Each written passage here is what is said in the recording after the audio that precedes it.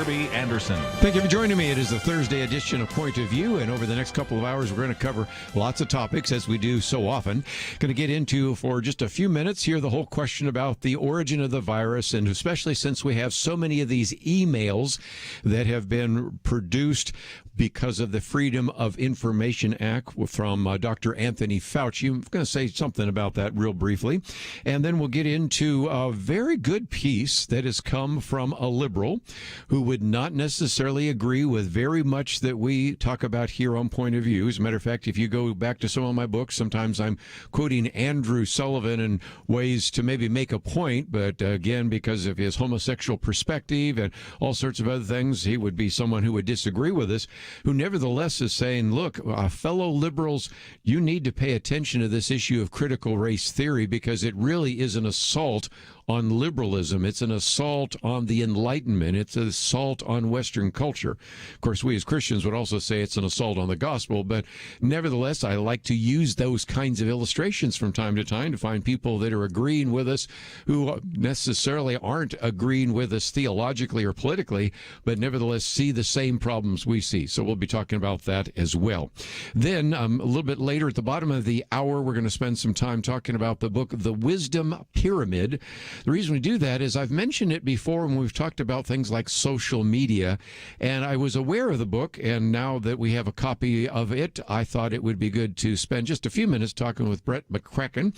It's a good example of one more way in which you can exercise some biblical discernment about what you see, read, and hear, so I think you're going to enjoy that. Next hour, we'll spend a little bit of time with Ray Baker. For those of you that love C.S. Lewis, love the Narnia Chronicles or anything else, his book, Beyond Narnia, The Theology of C.S. Lewis, will be just a great, if you will, interruption from some of the things we'll talk about. And then we'll come back to some of the other issues in the news. So over the next 2 hours, going to cover a lot of topics. If you were listening yesterday, you heard me say I was really looking for an honest journalist, just somebody that would tell the truth about what has been happening in some of these legislatures in terms of elections. And I found an honest journalist, but he isn't necessarily talking about the elections. He's talking about the emails of Anthony Fauci. So not exactly what I was looking for. And also he tends to write with the National Review. So again, it's a conservative that's honest, but hey, I'll take when we can find one, because Michael Brendan Doherty, for example, has been writing about Dr. Anthony Fauci, and when these emails were released, these were emails primarily involving Dr. Anthony Fauci and Dr. Francis Collins. Of course, Francis Collins is the head of the NIH.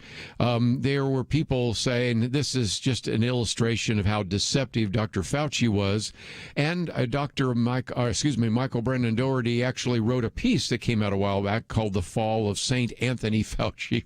That was a little bit overdone, but I love this. The next line, he said, I read many of the emails and thought that these were rather damning of the man and his response, but he says, clearly the Washington Post sees them and in them a man who is simply overwhelmed by what is unfolding around him.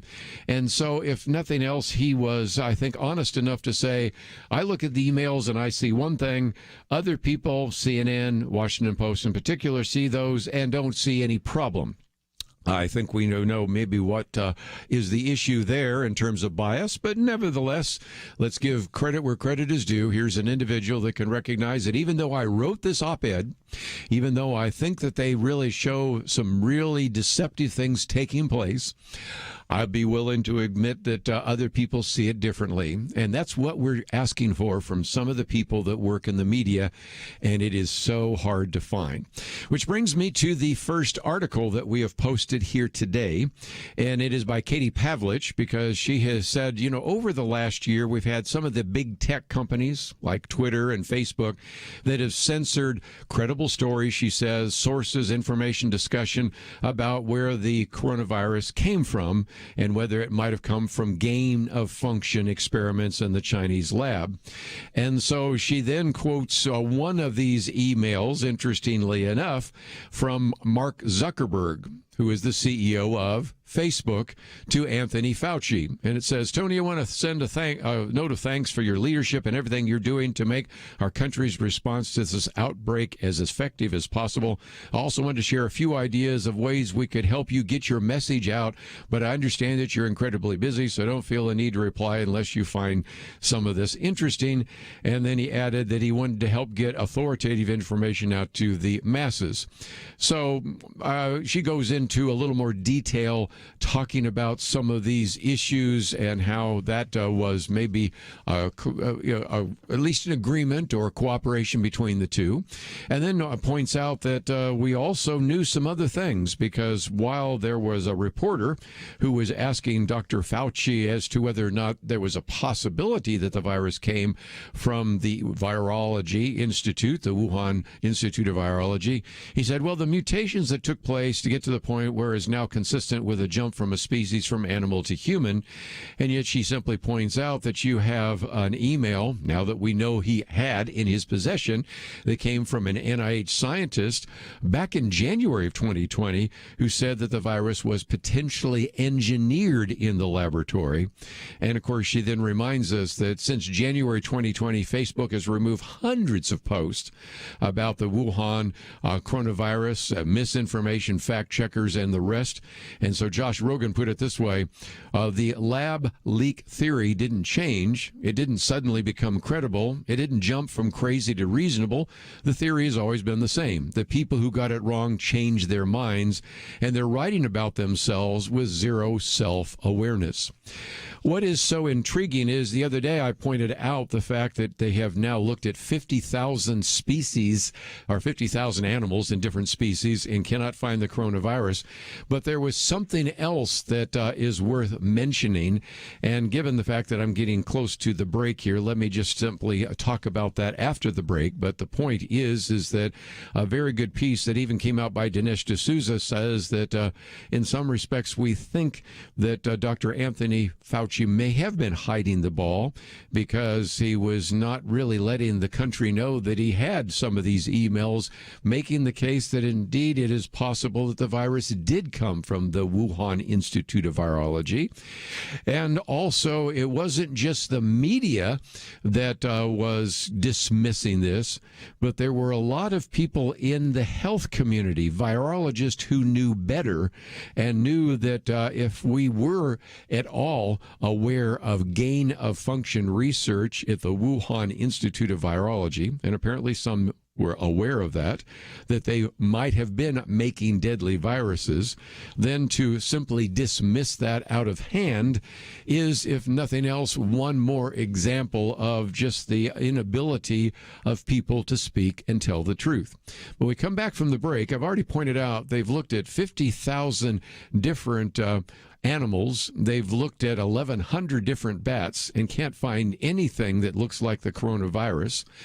But if you just look at the virus itself, the genome, I'm going to take you into kind of organic chemistry 101. I promise it won't take long, but there are some things that even when you look at the virus itself, illustrate that it had to be genetically engineered. And we'll talk about that right after this.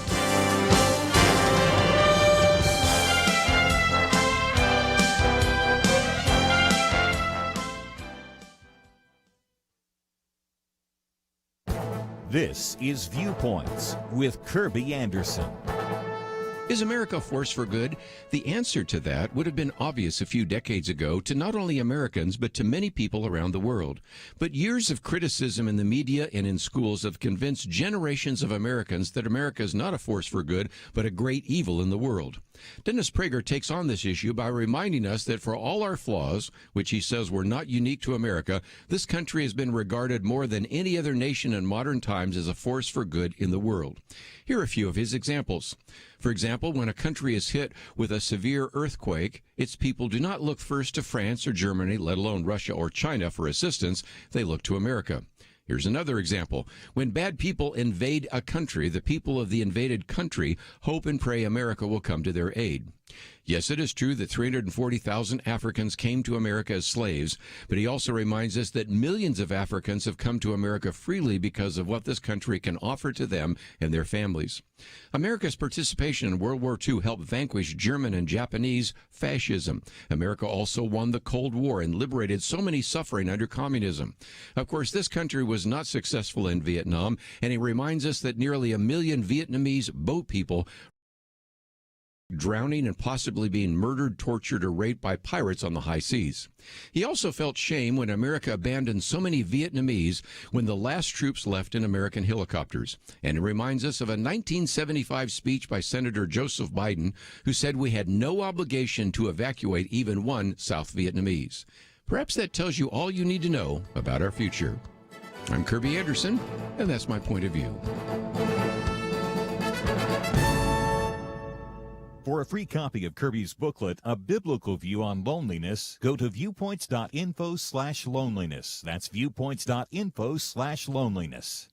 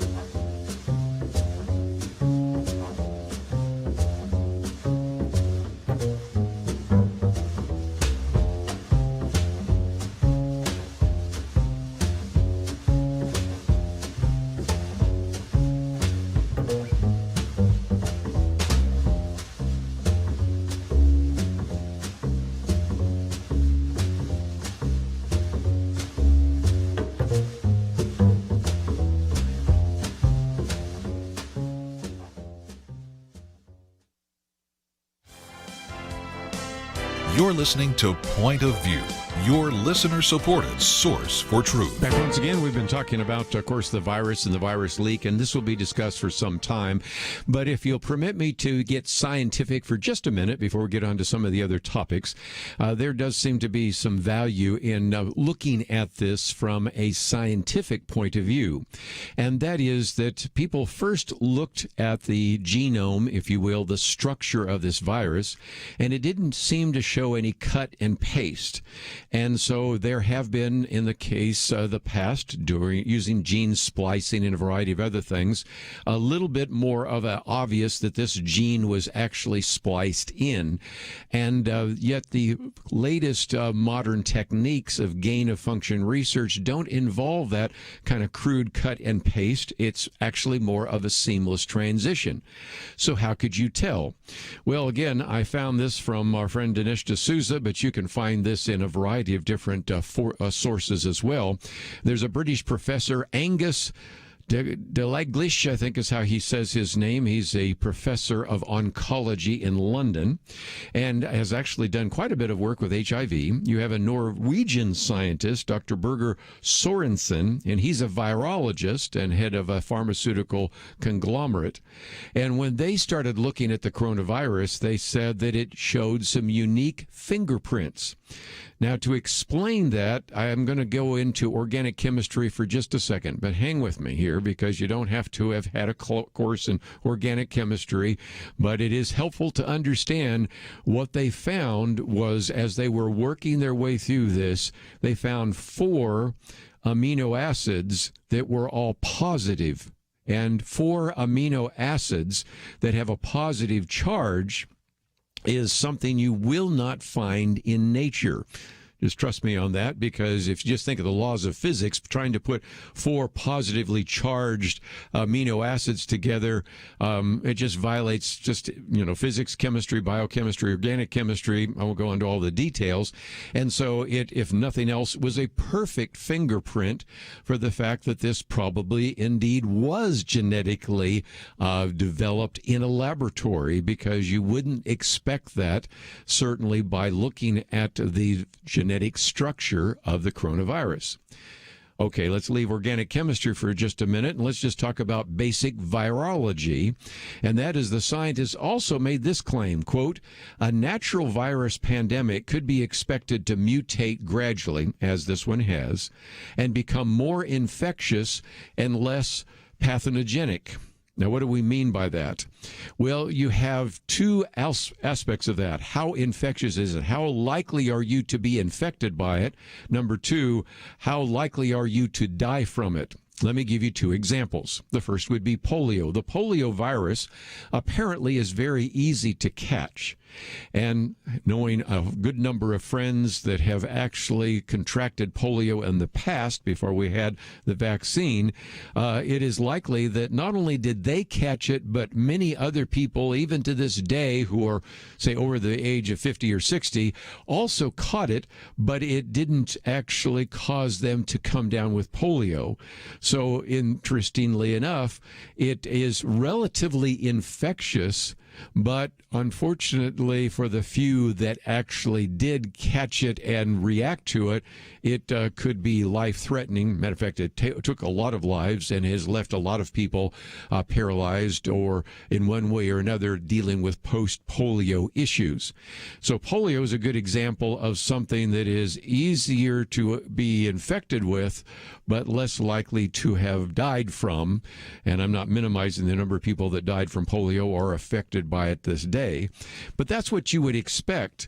To take the other extreme, let's talk about the Ebola virus, which is, interestingly enough, more difficult to catch, but if you catch it, you're almost certainly dead. Now, you might remember that a number of years ago, we had a chance to talk with Dr. Kent Brantley. He's actually in the studio with us.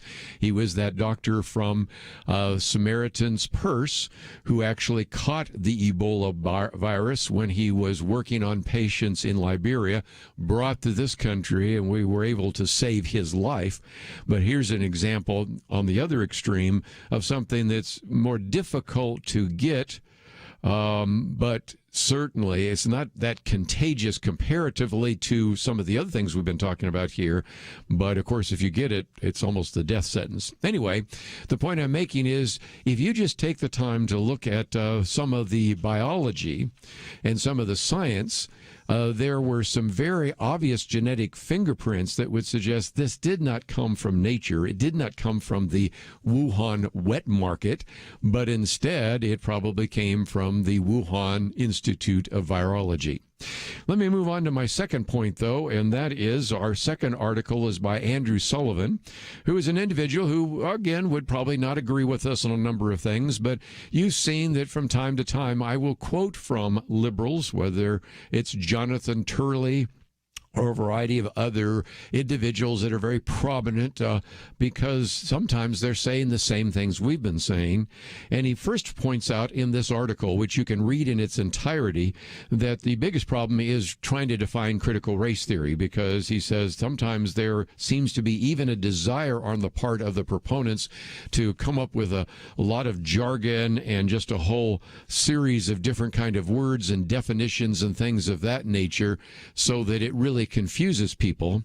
But Andrew Sullivan says and is trying to alert his fellow liberals, and again, I make a distinction between the left and liberals, Alan Dershowitz, Jonathan Turley, Glenn Greenwald, many of these people we've quoted, they would be liberals. They wouldn't necessarily be Christian, but nevertheless, he's saying you should be concerned.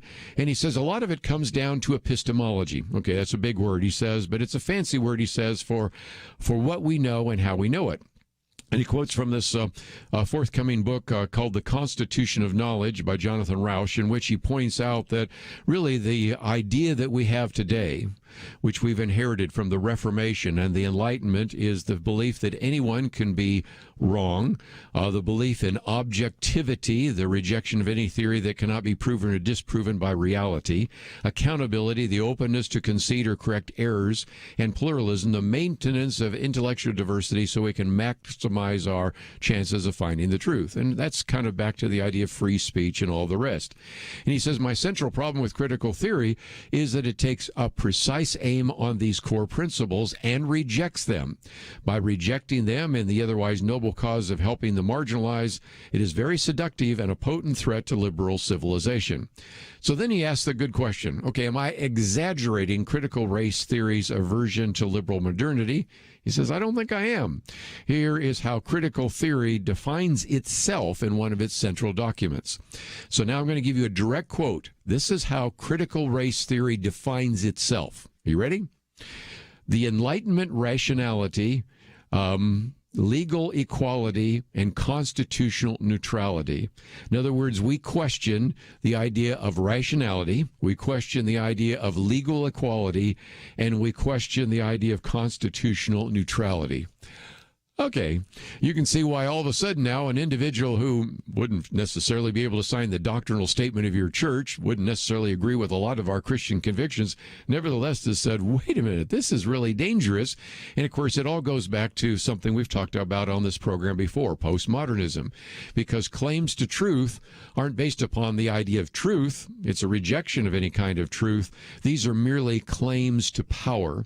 And so Andrew Selvin says what these people are saying is that to be woke is to awaken to the fact that liberalism is a lie. Of course, it's also to awake to the idea that the Bible and biblical absolutes are a lie, but he doesn't go on and say that, but I do.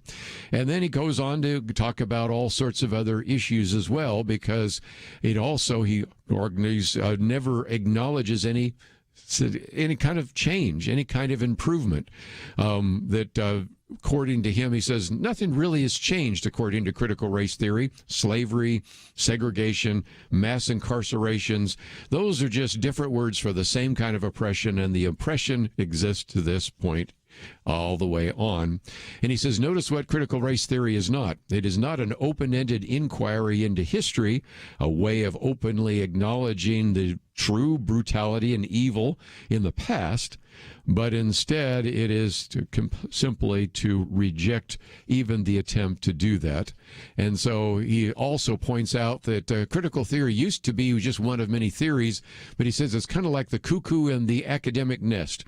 It throws out all its competitors, and now today pretty much the only thing you get when you go to universities, and now oftentimes even in high school, is critical race theory. And so it's a very good piece, and it's one you could hand to your liberal friends, even if they don't accept your Christian convictions. Here is a person who's a liberal saying, this whole idea of critical race theory is really an attack on the whole idea of Western culture and classical liberalism that came from the Enlightenment. I thought it's a great argument, and I would simply add biblical arguments to that and make our case. Let's take a break. We have a lot more to cover right after this. Having civil conversations about important issues seems to be harder and harder. Various media outlets tell people what they should believe, why they should be outraged, and getting people to actually think, well, it can be difficult. Whether it's the gospel, tax issues, social policy, or just about anything else, you need to have solid information and clear thinking to address the hard issues. You need God's truth applied. And that's what you get in less than 2 minutes with Point of View's Viewpoints Commentary, a daily resource to help you be informed and think through the things we need to be talking about. It is free and will arrive in your inbox each day when you visit pointofview.net/signup. Sometimes we know we should say something, but we're silent because we're not quite sure what to say. Viewpoints Commentary can help you break the silence and change the narrative. It can make you a more equipped agent for truth. Get your free subscription to the Viewpoints Commentary at pointofview.net/signup. Pointofview.net/signup. Point of View will continue after this.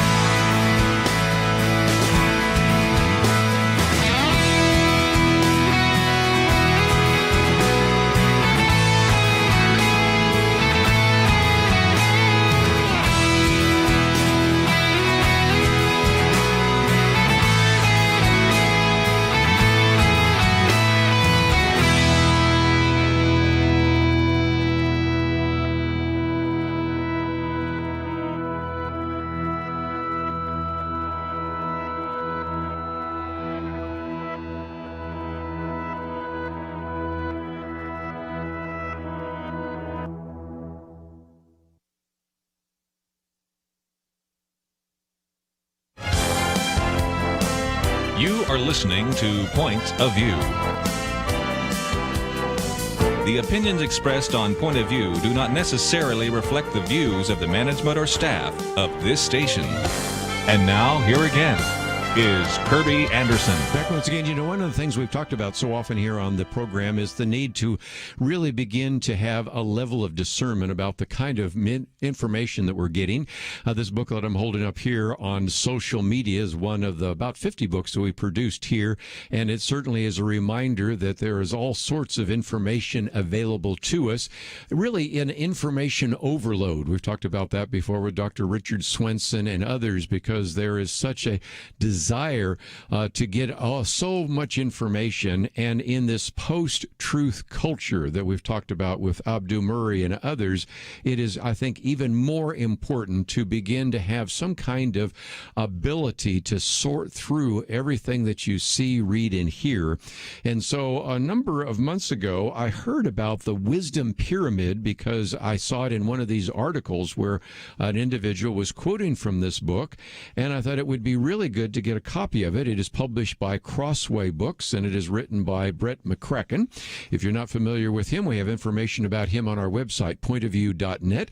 He's the senior editor at the Gospel Coalition, author of another book called Uncomfortable Hipster Christianity, and of course this one, Wisdom Pyramid, and an individual that also serves as an elder at Southlands Church. And Brett, it is a delight to have you on the program, and thank you for writing the book.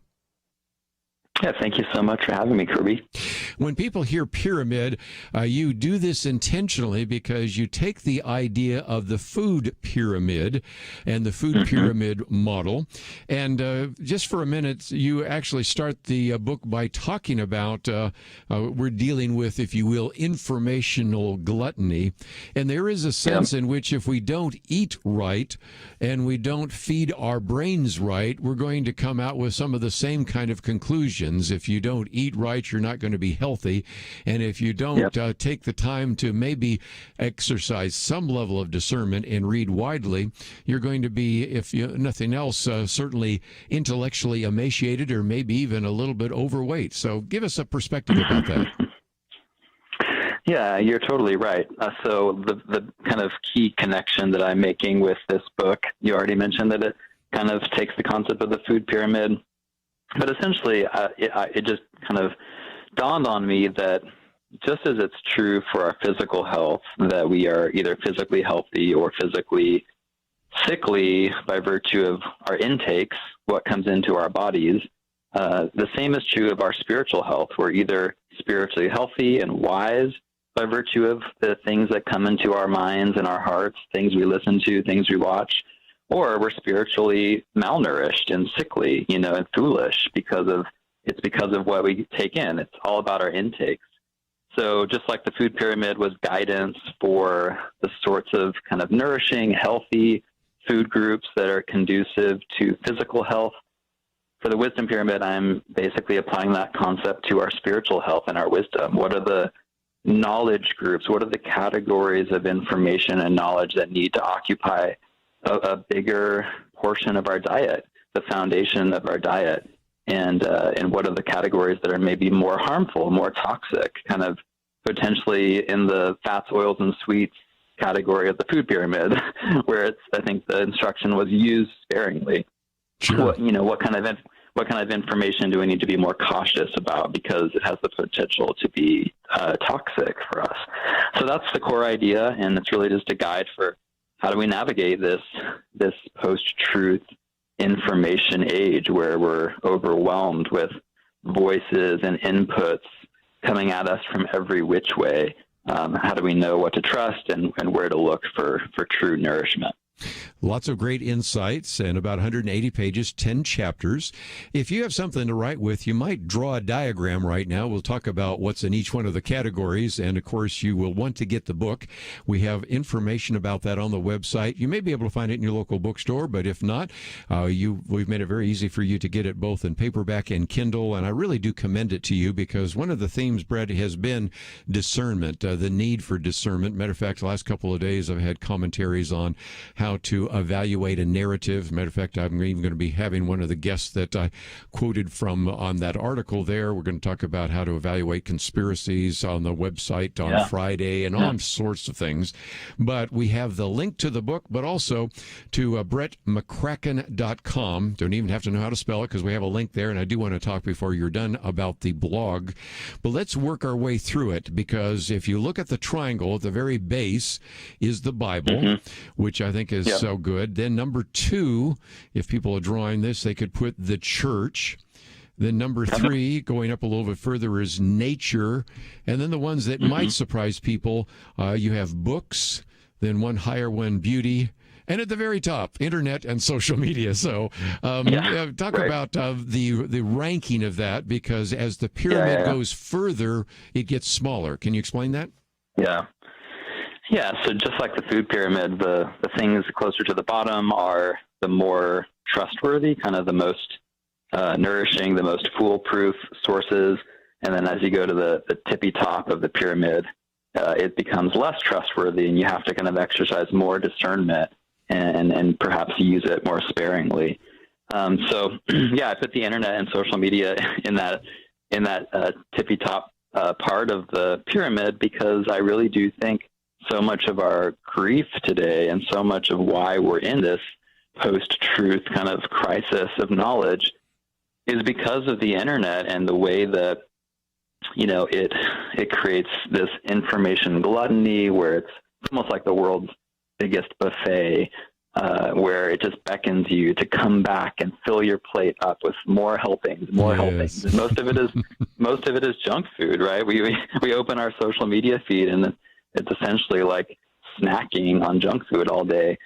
And so, of course, that's not going to be healthy for us if we make that category the staple of our diet. Sure. And it's not to say there's never kind of pearls of wisdom to be found on the internet. I think there are. We just have to be a lot more discerning and know where to look and be more intentional. And again, you live in Southern California, but I think most of our listeners, certainly if they're in the South or Midwest, although we broadcast all over the country, are familiar with all-you-can-eat buffets and cafeterias and things like that. And sometimes you look over and say, what have you done to yourself? And there's a sense in which you don't have that same kind of reaction when somebody has watched programs or spent all day on their phone or their computer watching the internet. But just before we take the first break, I thought we would take a couple of the various levels, and one of those is the Bible. And everybody says, well, I know a lot about the Bible, but I thought you had some really helpful things, even about the Bible. 5 principles for rightly handling Scripture. Scripture should speak to all of life. That's, of course, the idea of the whole counsel of God. Scripture should divine your paradigm, not the other way around. Scripture is valuable as a whole, not just the parts. Scripture should spark worship and obedience, and Scripture doesn't have to make complete sense. So even with something as simple as the Bible, which you would hope most of our Christians listening to this broadcast, although we have non-Christians listening as well, they would know something about the Bible. Even there, you have some very helpful principles on how to use God's Word to evaluate the other things that you're encountering in the world. Yeah, and, I think that most people, certainly most Christians, would agree, the Bible is the most important. We know that. It's kind of like saying, eat your broccoli, it's good for you. Like, we know it, but it's still hard. And so my goal with writing about the Bible in this book was really to make it compelling, to reintroduce the Bible to Christians as not only a source of wisdom that is good for you, but a source of wisdom that you want to go back to day after day, a source of wisdom that is life-giving, because it actually frees you up to have more curiosity and more ability to explore kind of the other categories. So one of the things I say when you look at the wisdom pyramid is the Bible is both kind of a horizontal foundation. It provides a sturdy ground for everything above it, but it also has like a vertical scaffolding dimension that keeps the upper levels of the pyramid in kind of a stable place, because the Bible functions that way. It's a grid, it's a filter through which we evaluate the relative truths of everything else in the world. So if we have the Bible as our foundation, it should enable us to read any given book or watch any given film or encounter, any given idea out there with more certainty about whether it's helpful or unhelpful or true or false or, something that has substance and merit or is totally off base. So the Bible as an objective, infallible source, it's the only thing that in life that can provide us with something to go on that's concrete. Very good. Let's take a break. We'll continue our conversation about the wisdom pyramid. And I might just mention that the last chapter talks about what wisdom looks like. And for those of you that are Bible teachers, small group leaders, and others, every one of the chapters have discussion questions. So it's ready to go for you to maybe use this in a Bible study or some kind of outreach. Let's continue our conversation with Brett McCracken right after this.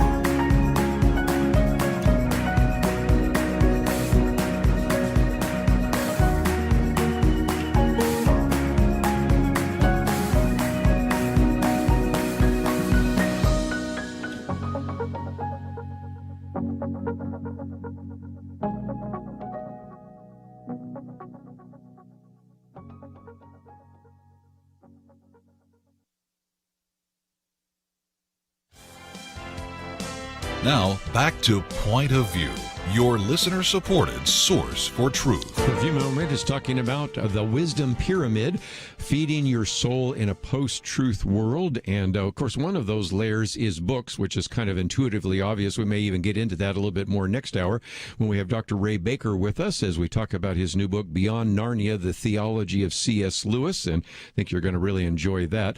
But Brett McCracken with us for a little bit longer. And one of the other layers is church. And, Brett, there's a good example of where people might say, well, I don't understand why that's important, but you talk about the fact that, first of all, there is wisdom in community, which is so important, and wisdom of God-centered rhythms. And for many of our listeners that are in maybe the blue states, they're still not in church. And I recognize church is not the building, church are the people, but if you're on Zoom or you're just completely disconnected from other people in the body of Christ, there is a sense in which wisdom does come from a multitude of counselors. True? Absolutely, yeah. The community aspect of church is so important for our wisdom, because one of the sources of foolishness, I think, in today's world is how individualistic it is, and how much we're told by the culture to kind of look within yourself for truth and just follow your heart and do what's right in your own eyes and basically like live your truth. But a community basically doesn't let you do that. A community is about like pointing out your blind spots, like being a mirror to you, trying to grow together collectively in the direction of truth that's outside of ourselves. In this case, Jesus Christ. That's what a church is. We're trying to grow in the direction of Christ-likeness. And it's hard to do that as a solitary kind of lone wolf, out there on your own somewhere. So community is vital for our growth and for our wisdom for that reason. And, the God-centered rhythm aspect of church, I think, is so helpful, because wisdom is from God. God himself is the source of wisdom. And so it makes sense that a life oriented around God is going to be a life of wisdom. And church is nothing if not a regular rhythm of orienting yourself around God's story and his truth and his mission and his purposes, rather than our own, world and our own proclivities and tastes and preferences. So when you go to church, it's not about you, right? That's true. You're involved. You're not involved, but you're not the star of the show. Like God is the star of the show. And that's just the fact that we do something in our lives in a very me-centered age that is definitively not about me. It's about God. Like that right there is a step in the direction of wisdom. Certainly is. Let me, since we only have a little bit of time left, to talk about two of the levels that may be surprising. And one is the next level, nature. I think most people would be more inclined to have put books further down, but you put nature, and then beauty. And those are ones that I wanted you to camp out on for just a minute, because they're a little different than what we tend to think of in terms of finding wisdom and really understanding. But I've said before, when I speak at various Christian camps, that there's something unique that happens when you take people out into nature, where they study God's Word, and they put God's Word with God's world. And you go back and ask people, when did you become a Christian? When maybe did your marriage, which was on the rocks, get fixed? Or when did you change your perspective, or maybe catch a glimpse of God? And it's amazing how many times they're either pointing to something that happened in nature or something in terms of beauty, artwork or music or something like that. Can you speak to that? Yeah. So nature is God's creation. So if wisdom is an orientation around God and proximity to God, then it makes sense that we can kind of glean wisdom from being in God's handiwork, being in the world that he made. And in the Christian tradition, it's called general revelation. So the Bible is special revelation. It's God's direct revelation to us, his speech to us. But nature and what he created, it also speaks to us. In the Bible itself tells us that. Psalm 19, the heavens declare the glory of God. The stars above proclaim his. So there's this speaking to us that happens in nature, and it's a revelation in a more general sense, and we can't have it without Scripture. So it would be foolish to look only to nature for wisdom, but it can be a nice supplement to God's direct revelation to us in Scripture. And I also think nature, in the post-truth world that we live in, where everything is so subjective and everyone has their own opinions about things, there's something refreshingly objective about nature, right? It's either raining or it isn't. Whether you're a Democrat or a Republican or whatever your opinions are, like the weather is the weather is the weather. The seasons come and go, every year without regard to what's happening in the world of news and social media. And there's something there that we can, I think, that can be a resource for us to bring grounding and sanity in a world that's kind of increasingly detached from reality. So that's nature. Beauty is similar. I think I would describe nature as like God's artwork, and beauty is like human-made artwork. And so that's why beauty is not as low on the pyramid, because it's subject to fallibility and in a way that God's creation isn't, because art is made by fallible humans, right, who are prone to error. And so at its best, art can be full of goodness and truth and beauty that is consistent with God's revelation. But as we all know, sometimes the arts, whether movies or TV or music, can be full of, falsehood and foolishness and evil. So we have to be careful with beauty. We have to be discerning, but I think that it can be a wonderful resource for our wisdom, and in part because it speaks to the more emotional level of our existence. One thing that I say in the book is that wisdom is not just a cerebral thing. It's not just about facts that come into your brain that make you wise.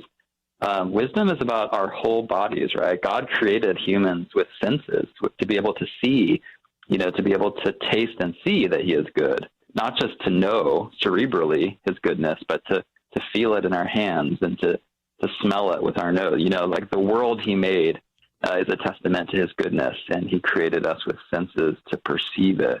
And so that's the level at which beauty functions. It's on that kind of sensory, emotive register. And I think that that's an important thing to value and not neglect in a life of wisdom. Let me just mention that we've been talking with Brett McCracken, and we have a link to his website, and there's a couple of great blog posts, one where he explains the order of the wisdom pyramid's levels, as well as the Wisdom 40 challenge that your church or your family might want to take. Also have some of his books. I mentioned them: Hipster Christianity, Gray Matters, as well as Uncomfortable, and this most recent one, the Wisdom Pyramid, so you can find out a lot more about him. You can subscribe to his mailing list, and maybe you'd like to have him come and talk about the Wisdom Pyramid at your church. You can contact him, maybe have him come and speak. And, of course, you can find out a lot more about the Gospel Coalition, where he is the senior editor. So, Brett, thank you for writing the book. Thank you for giving us a half an hour today, and we look forward to the next opportunity. Thanks so much, Kerby. I enjoyed the conversation.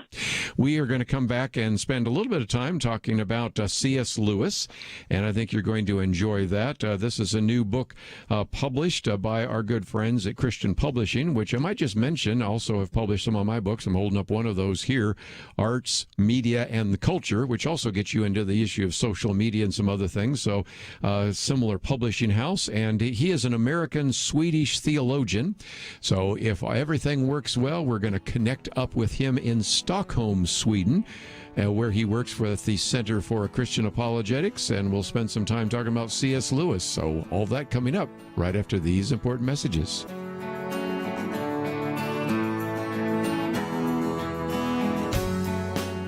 We live in a digital generation.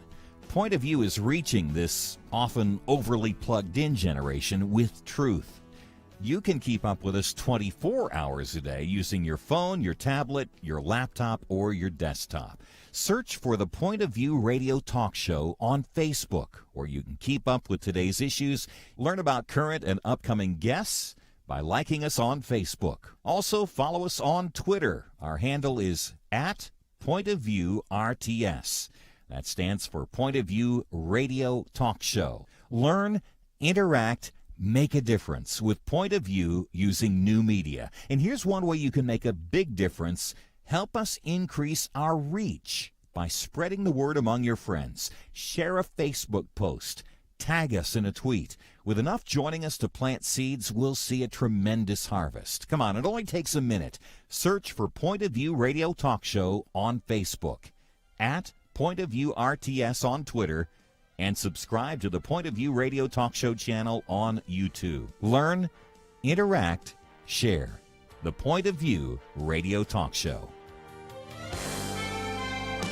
Point of View will continue after this.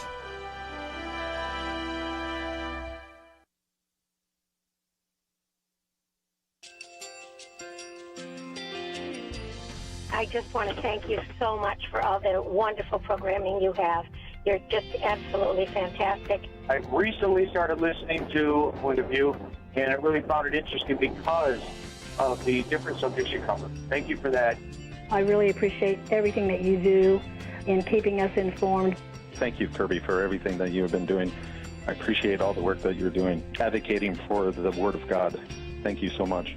Point of View, I think, is absolutely necessary because it's a Christian perspective, a biblical worldview perspective, and receive very current, up-to-date information about what is really going on, week to week in our culture, which is changing so rapidly, and yet it's morally sliding backwards.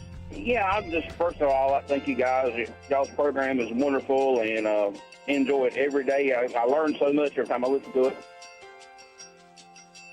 Point of View radio talk show.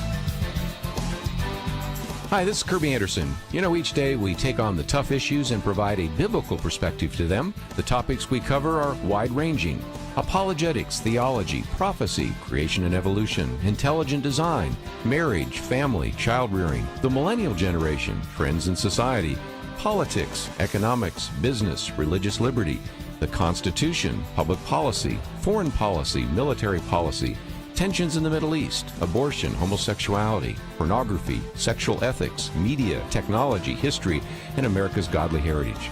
We talk about anything that affects your faith, your family, or your freedom. So don't go anywhere, because Point of View continues right now.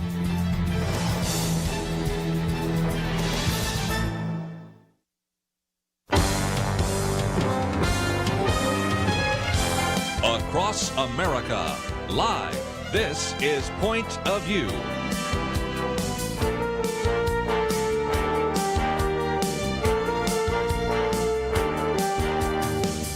And now, Kerby Anderson. We're going to spend just a few minutes talking about C.S. Lewis. I think you're really going to enjoy this new book out, which is entitled Beyond Narnia, The Theology of C.S. Lewis. We have information about that on our website. We also have information from our guest. And when I first went there, it was in Swedish. And I thought, well, I don't speak Swedish, but if you click on the button, it will then put it in English. So in case you head to the website and don't know what to do with it, I've just thought I'd mention that very quickly. And that is Dr. Ray Baker is the author of this book and our guest. He is an American-Swedish theologian based in Stockholm, Sweden, and an individual that works with the Center for Christian Apologetics, has earned degrees from Liberty University, as well as the University of Iceland, as well as the University in Finland, for which he has his doctorate. Individual that has read the entire New Testament in 13 different languages, which is better than I can say, or most of us can say. And since we're talking about C.S. Lewis, might also mention that he's a eighth cousin 6 times removed from C.S. Lewis, so gotta love that as well. Dr. Ray Baker, thank you for joining us today here on Point of View. Well, thanks, Kerby. It's great to be here. Might just mention that this book is out, and if you would like to get a copy of it, either in paperback or Kindle, that is the case. It's published by our friends at Christian Publishing House. Might have mentioned one of my last couple of books have all been with them as well, which is located in Ohio. Just a great organization.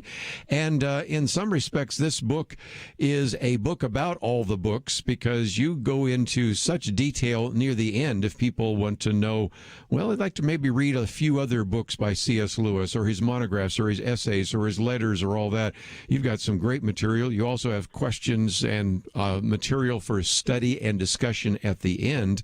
So it is for a lot of people that maybe have read one of C.S. Lewis's books and maybe want to learn more. You've taken the time to really kind of cover the landscape.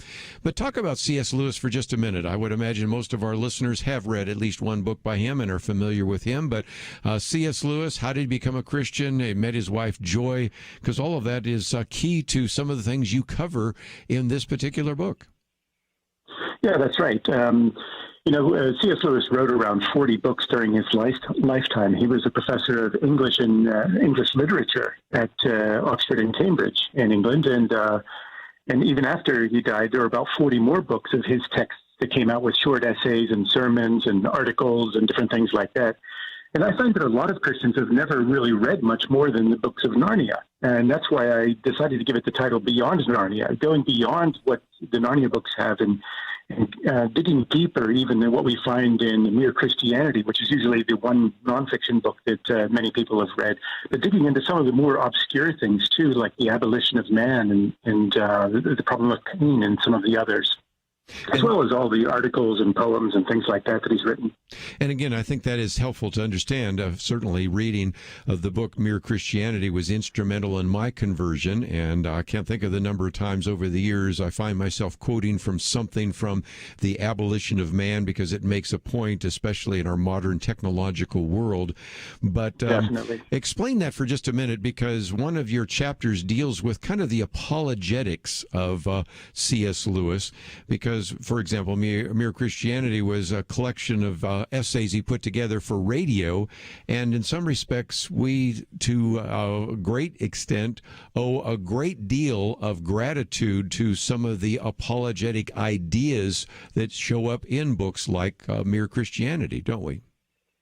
Oh, definitely. And one of the great strengths of C.S. Lewis is even though he was an academic and worked on a very high intellectual level, he also had the ability to communicate so that everyday people could understand. And that was one of the things that really led to his broad appeal back during his lifetime when he was giving these broadcasts on the BBC during the Second World War, and why he continues to be such a popular writer even now, selling more than 2 million copies of his books every year just in English, not including all the ones translated into other languages. But in his apologetic methodology, he followed a method that really was first developed by the scholastics during the 13th and 14th centuries, where you kind of look at a phenomenon and then you try and figure out, what could be the cause of this, or what is the explanation of this phenomenon? And you look at different hypotheses, and then you dismiss them one after another until you come up with the best hypothesis. And this is exactly what he does. I think one of the most famous arguments that he presents is the idea of for the argument for the deity of Christ that we often call the Lord, Liar, Lunatic argument. And he says, we have this phenomenon, Jesus, with all these remarkable things that he said and did, but what are we to make of him? Is he a liar? Is he a lunatic? Is he a lord? Is he a legend? What are we to make of this? And he examines each of these options and one by one dismisses them until he lands on what he believes is the most plausible explanation, that is, Jesus Christ was exactly who he said he was, that he is the Lord of all. And again, that is a famous quote, but I thought I'd give it in case people have not heard it before, although they may have heard it and didn't know it came from C.S. Lewis, because he says a man who was merely a man and said the sort of things Jesus said would not be a great moral teacher. He was either a lunatic on the level of the man who says he's a poached egg, or he else would be the devil of hell. He says you must make your choice. Either this man was and is the Son of God, or else a madman or something worse. You can shut him up for a fool, you can spit at him and kill him as a demon, or you can fall at his feet and call him Lord and God. But let us not come up with any patronizing nonsense about him being a great human teacher. He did not leave that open to us. He did not intend to. One of the more famous quotes from him, but it illustrates again just the gratitude that we should have and the debt that we owe to him because of his ability to really put together some of these ideas that we today use in apologetics when we're trying to defend the Christian faith, and did that in such a easy, really approachable kind of way. He also, of course, wrote books about miracles and the modern mind. He wrote about the problem of pain. And so a lot of these are great theological works, but they're written in such a way that even if you find yourself saying, look, I don't have the kind of degrees that Dr. Ray Baker has, you can certainly kind of follow along and have an understanding of that. So I thought maybe we come back, we might get into a couple of your very deep chapters. And one of those is what you call the serious business of heaven, the problem of longing. That would certainly be one that I'd like to get into, and maybe some of the others, maybe even the role of reason and emotions, and even his dealing with things like the subject of hell and human nature. So we're going to get into some of that. But if you find yourself saying, well, this would be interesting, first of all, I think you'll love the book, if for no other reason. It's got one of the most delightful covers I think I've ever seen, in which it's got a picture of C.S. Lewis with all sorts of creatures around him, from Narnia to all sorts of things from other characters as well. So I think you're going to really enjoy that. But also, it would be a book that might cause you, if all you know are the Narnia Trails, to get into some other aspects of that. And in a sense, you might also be able to learn vicariously some of the lessons from C.S. Lewis by reading this piece by Dr. Ray Baker. And if you find yourself saying, well, I'd like to communicate with him as well, we have a link to his website, which is both in English, and you can, of course, translate it into Swedish, from Swedish to English, and it will give you an understanding of some of the kinds of issues that we're going to be talking about here today. And it's all available at our website, pointofview.net. Let's take a break. We'll come back and take on some of those very important issues in Beyond Narnia, the Theology of C.S. Lewis, right after this.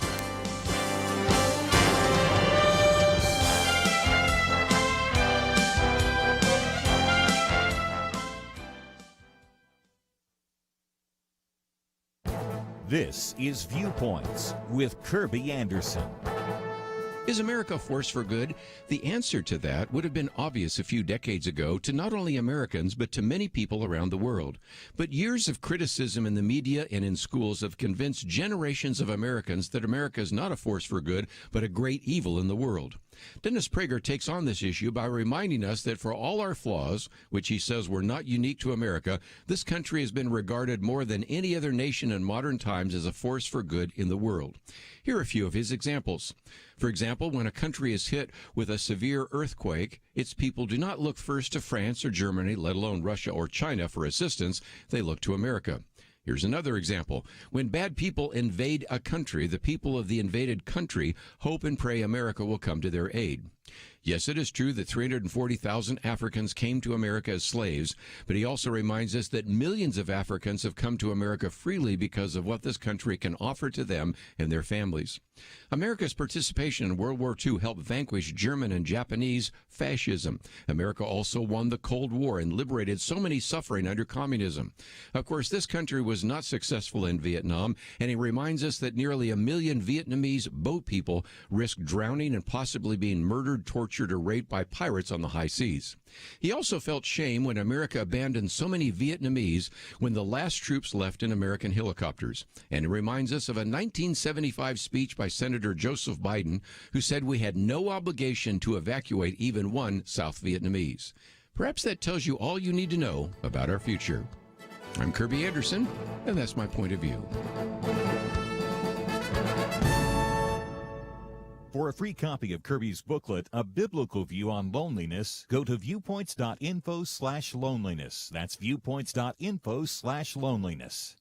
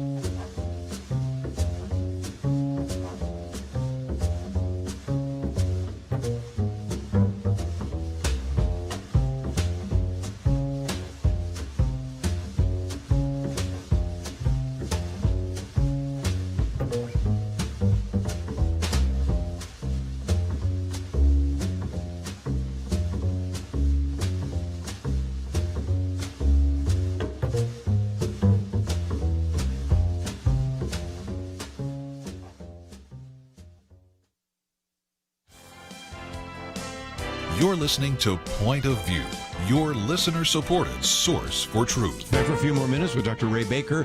And again, we will, in about 15-20 minutes, spend some time looking, just before we end the program today, looking at some other issues in the news, some of the other articles we've posted. But at the moment, talking about his book, Beyond Narnia, The Theology of C.S. Lewis. And it brings us to this whole idea of heaven and the eternal and the longing. Because as you well know, Dr. Ray Baker, you can meet the physical needs of a dog or a cat or any of our pets, and they seem pretty content. You can meet the physical needs of human beings, and they roam this country, they roam the earth looking for more, and that longing for the eternal, I think, is a very powerful argument for the existence of God. But take us through that chapter, because you get into it in a lot more detail.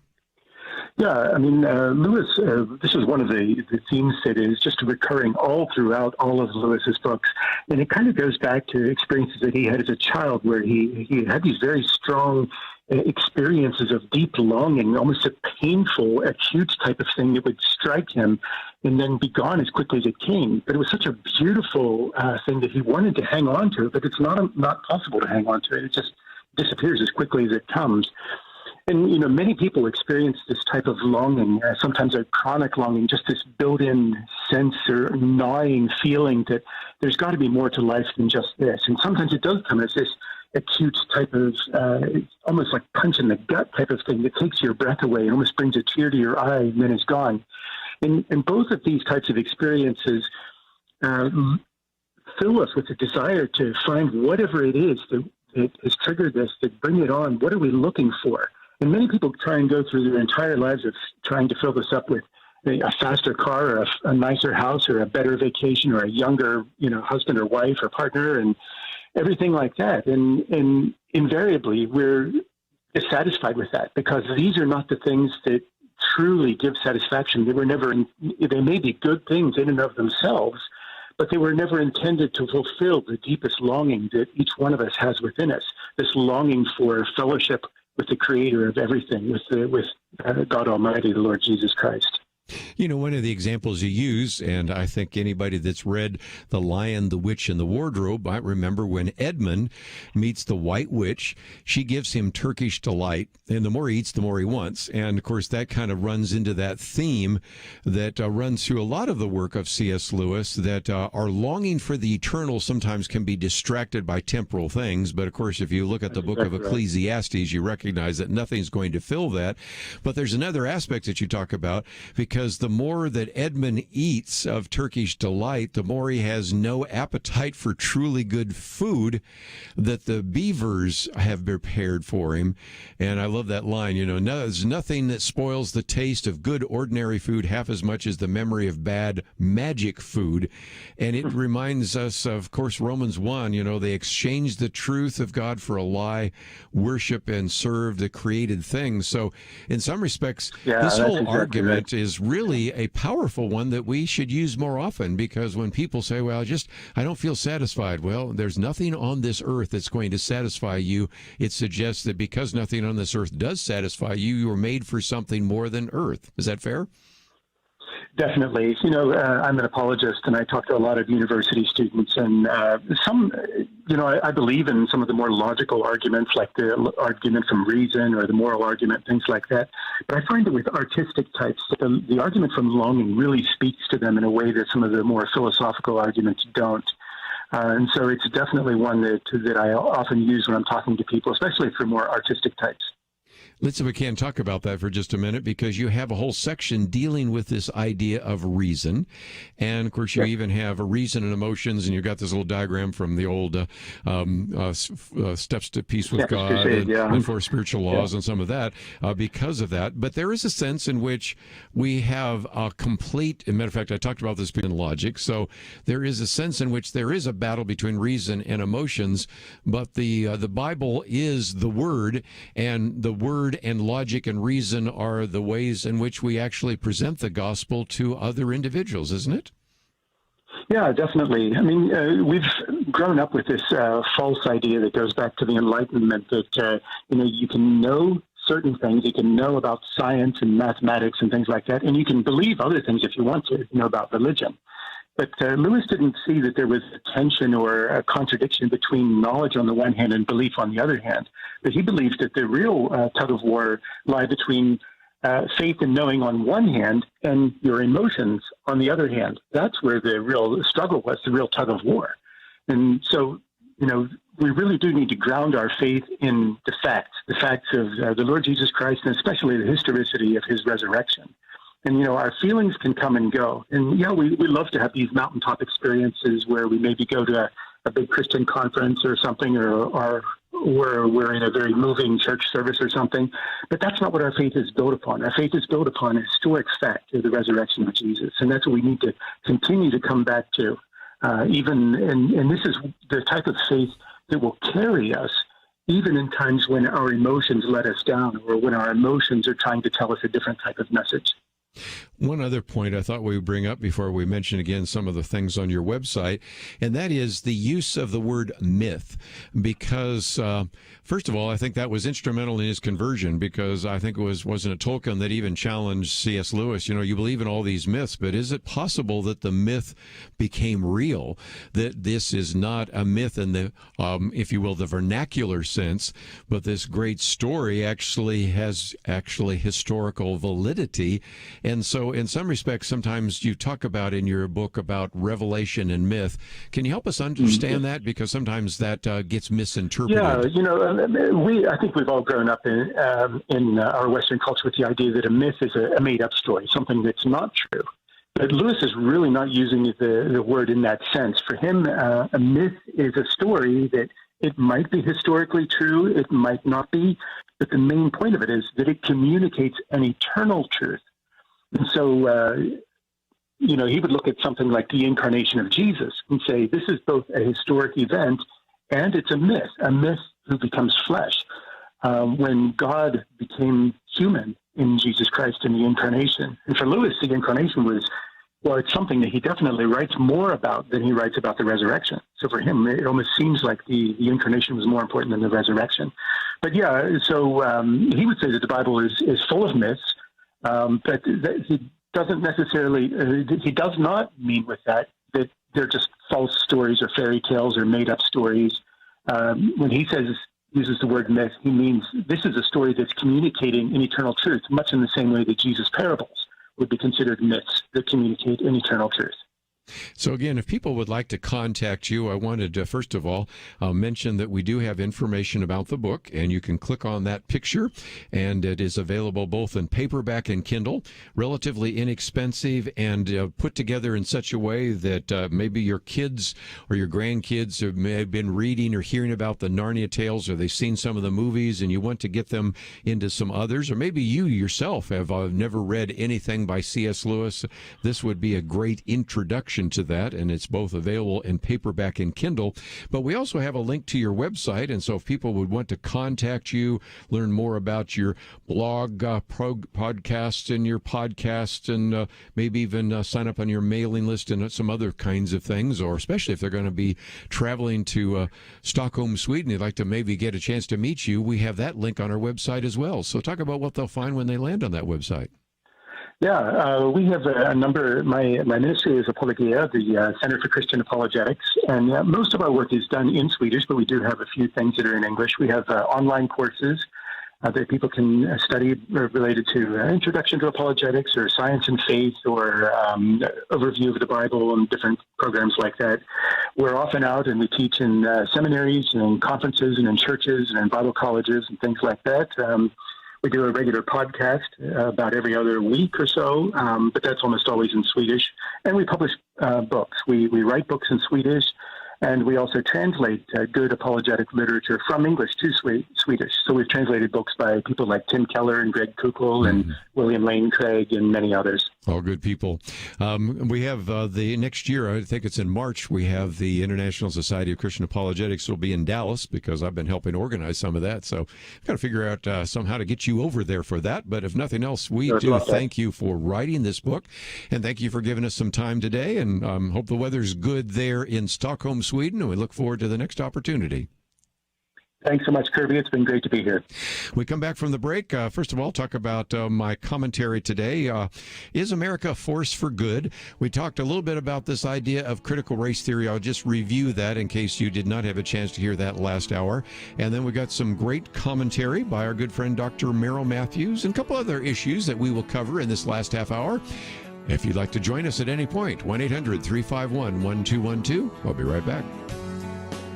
Having civil conversations about important issues seems to be harder and harder. Various media outlets tell people what they should believe, why they should be outraged, and getting people to actually think, well, it can be difficult. Whether it's the gospel, tax issues, social policy, or just about anything else, you need to have solid information and clear thinking to address the hard issues. You need God's truth applied. And that's what you get in less than 2 minutes with Point of View's Viewpoints Commentary, a daily resource to help you be informed and think through the things we need to be talking about. It is free and will arrive in your inbox each day when you visit pointofview.net/signup. Sometimes we know we should say something, but we're silent because we're not quite sure what to say. Viewpoints Commentary can help you break the silence and change the narrative. It can make you a more equipped agent for truth. Get your free subscription to the Viewpoints Commentary at pointofview.net/signup. Pointofview.net/signup. Point of View will continue after this.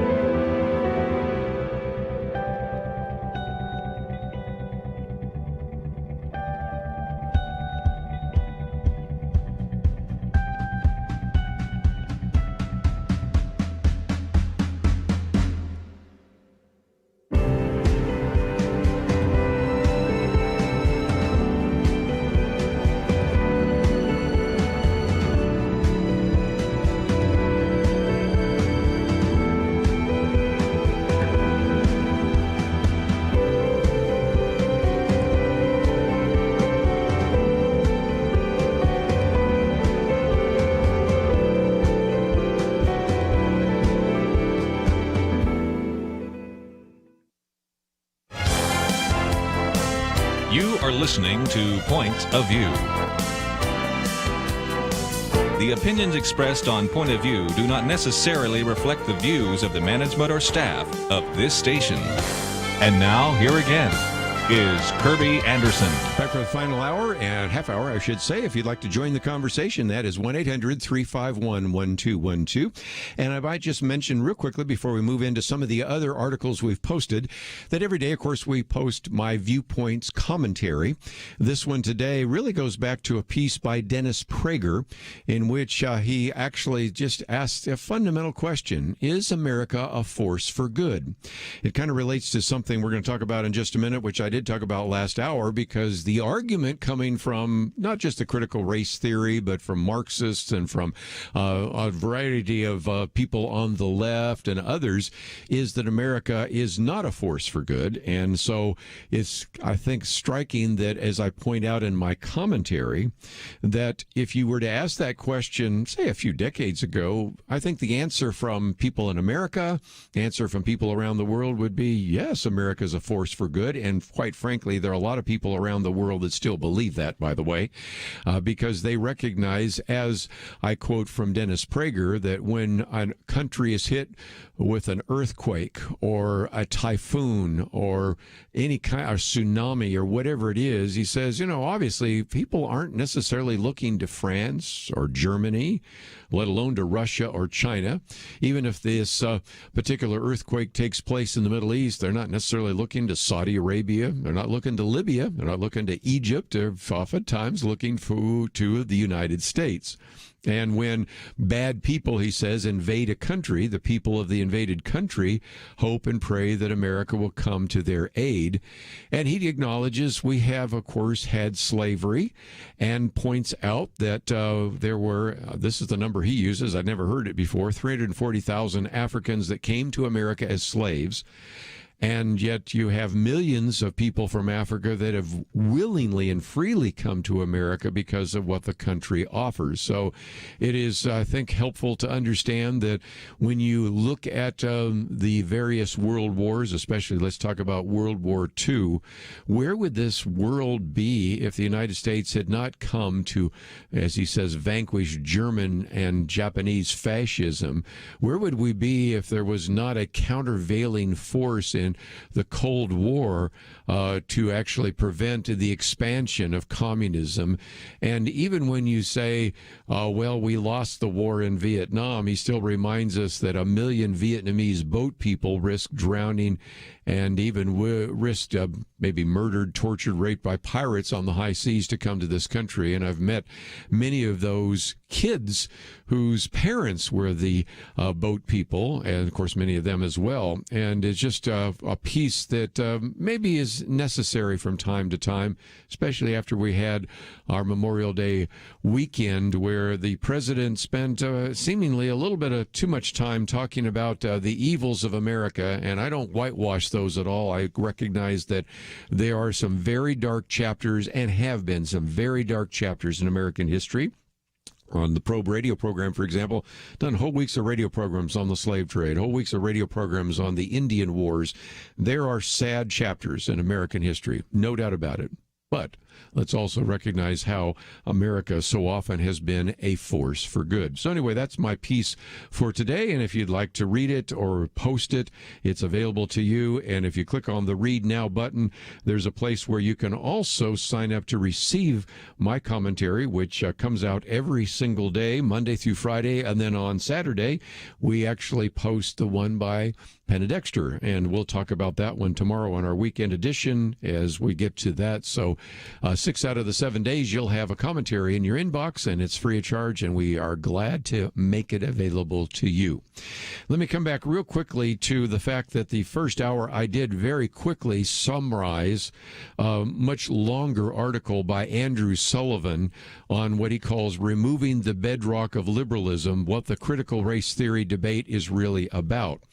I use that because Andrew Sullivan is a good example of something that you probably have noticed that I've been doing lately.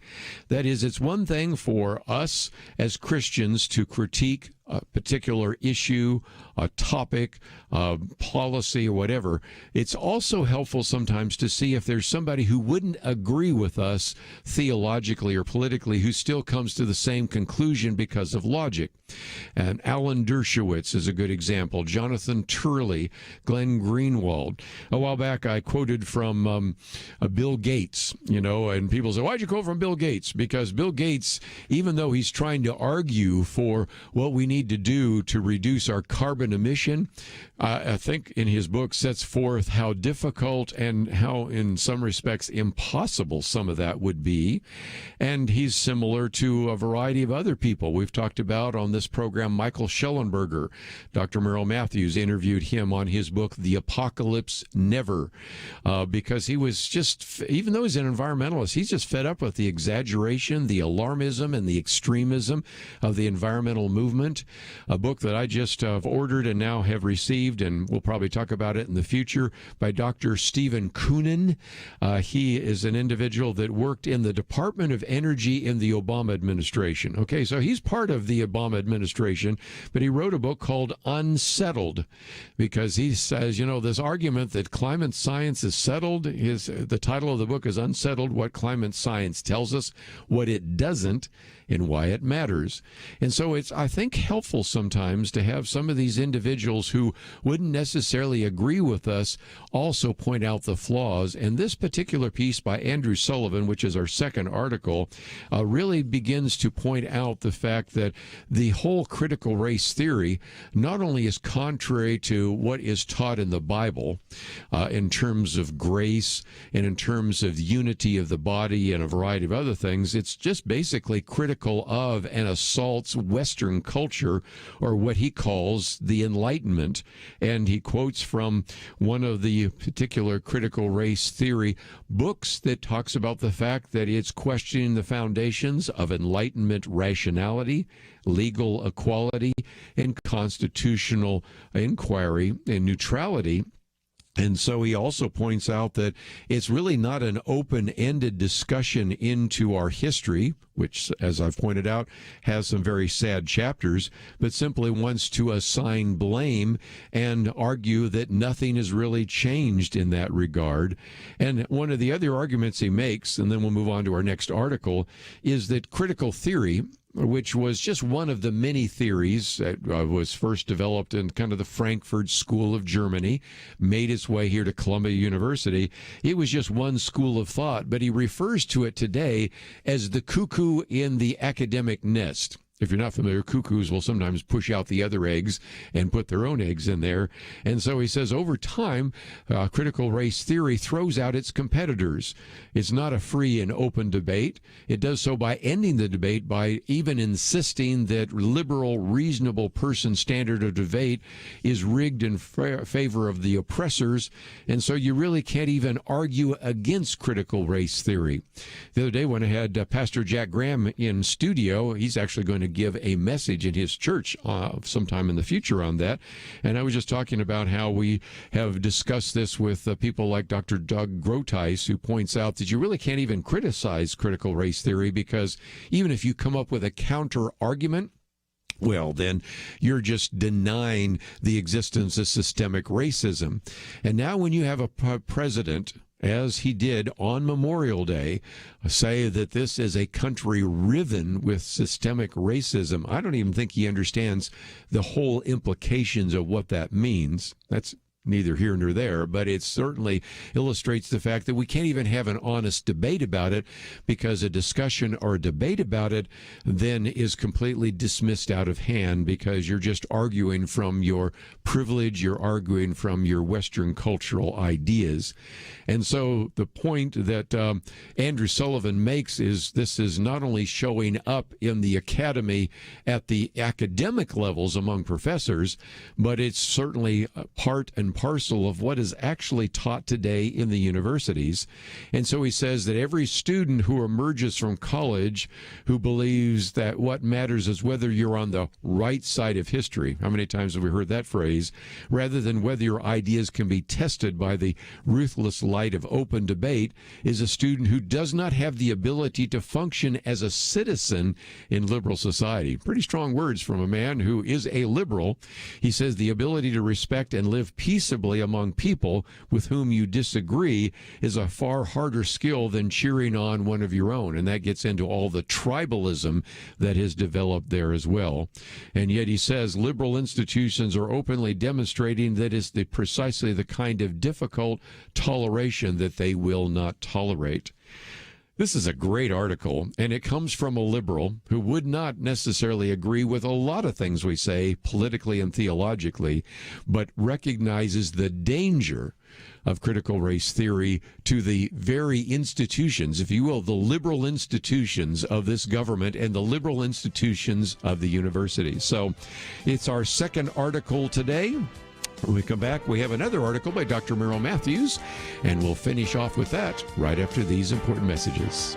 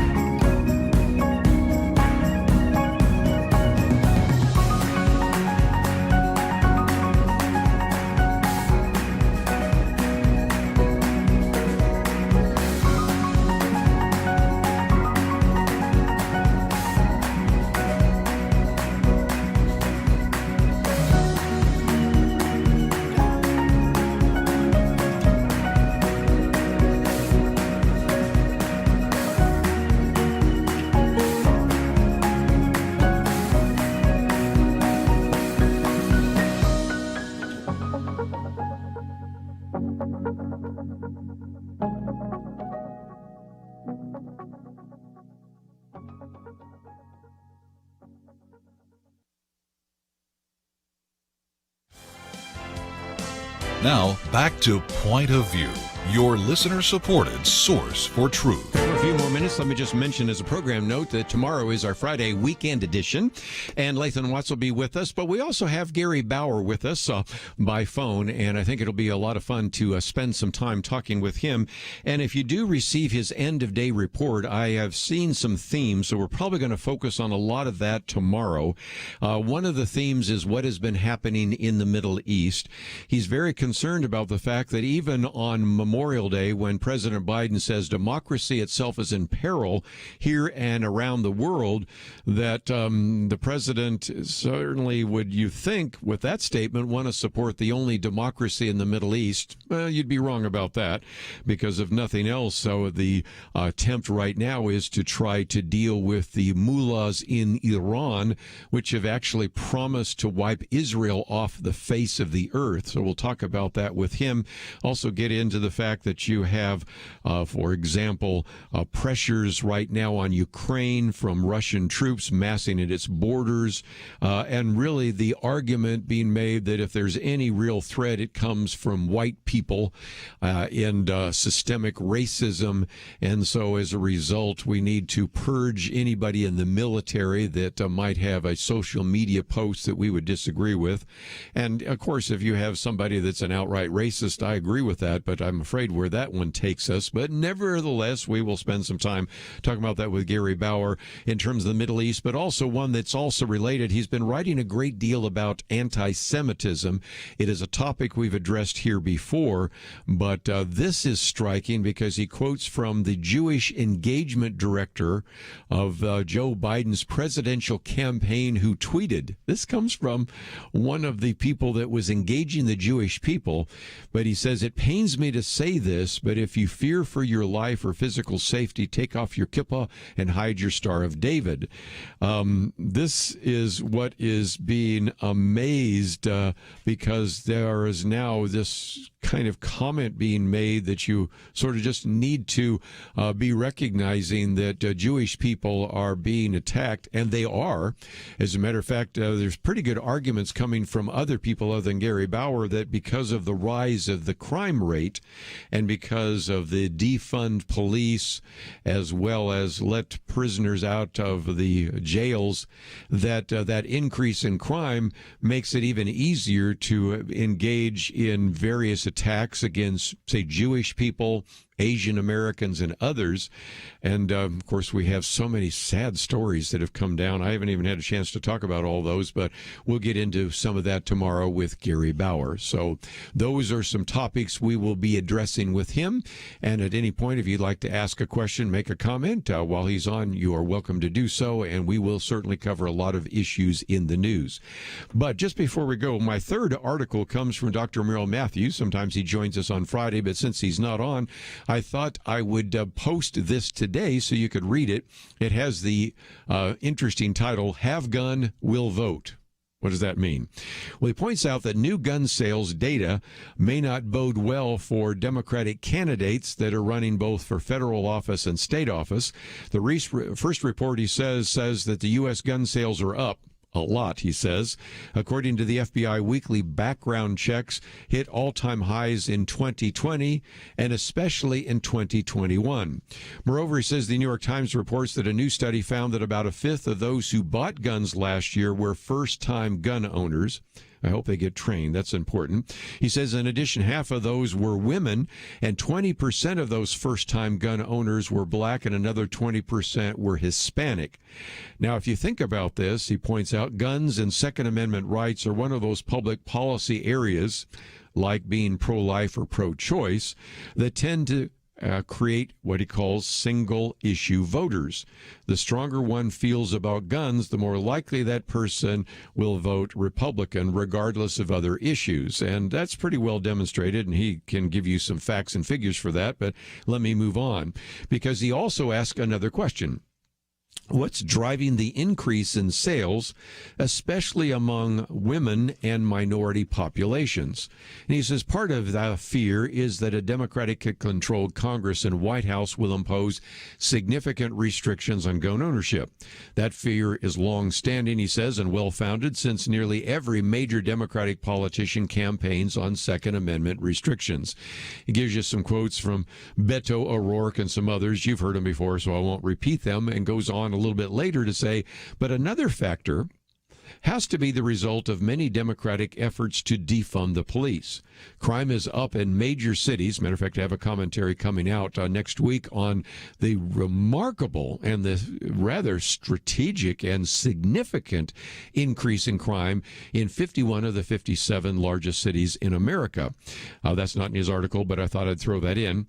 Then he goes on to say that as a Manhattan Institute fellow, Heather McDonald, by the way, who's been on the program with us many times, writes in the Wall Street Journal, drive-by shootings and homicides jumped nationwide during and after the George Floyd riots. Homicides rose 50% in Chicago, 46% in New York City, 38% in Los Angeles.